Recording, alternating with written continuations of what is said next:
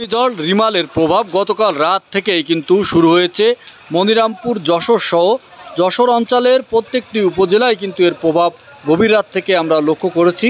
এই মুহূর্তে আমি দাঁড়িয়ে আছি মনিরামপুর প্রধান সড়কে, মনিরামপুর উপজেলা পরিষদের সামনে। আমরা দেখতে পাচ্ছি যে সামনের যে দোকানপাটগুলো সেগুলো কিন্তু ইতিমধ্যে বন্ধ করে যেসব দোকানিরা আছে তারা কিন্তু ঘরে ফিরে গেছে।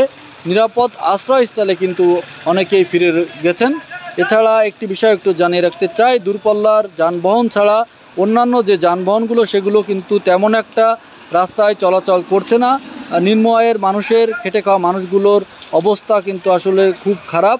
আমরা লক্ষ্য করছি যে নিম্ন আয়ের মানুষগুলো বাজারে নেই বললেই চলে।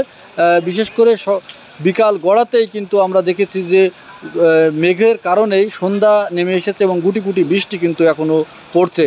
উপজেলার বিভিন্ন অঞ্চলে আমরা খোঁজ খবর নিয়ে জানতে পেরেছি যে সেসব অঞ্চলের গাছপালা ডালগুলো কিন্তু ভেঙে রাস্তায় পড়ে গেছে এবং গতকাল রাতের পর থেকে বিদ্যুৎ সংযোগ মাঝে মাঝে আসছে এবং যাচ্ছে, যেটা কিন্তু একটা দুর্বিষয় হয়ে পড়েছে সাধারণ জনজীবন। যে কারণে আমরা আর একটা বিষয় একটু জানিয়ে রাখতে চাই, বিশেষ করে পার্শ্ববর্তী যে জেলাগুলো আছে সাতক্ষীরা, শ্যামনগর, আশাশুনি উপজেলাগুলোতে কিন্তু ব্যাপক তাণ্ডব চালিয়েছে রিমাল ঘূর্ণিঝড়।